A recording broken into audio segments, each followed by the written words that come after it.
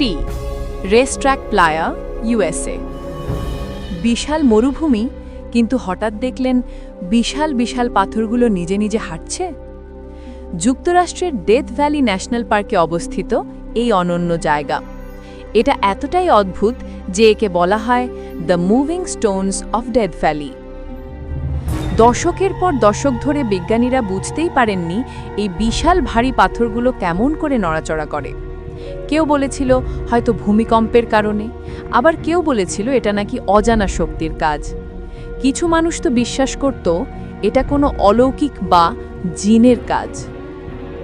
অবশেষে 2014 সালে বিজ্ঞানীরা এর রহস্য উন্মোচন করেন। শীতকালে যখন রাতে তাপমাত্রা হঠাৎ কমে যায়, তখন মরুভূমির মাটিতে পাতলা বরফের স্তর তৈরি হয়।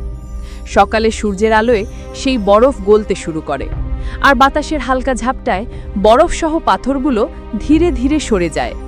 এমনকি প্রতি ঘন্টায় কয়েক সেন্টিমিটার করে চলতে থাকে, যা খালি চোখে দেখা প্রায় অসম্ভব।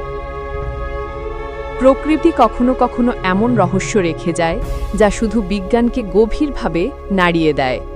রেসট্র্যাক প্লায়া সেই রহস্যের মরুভূমি।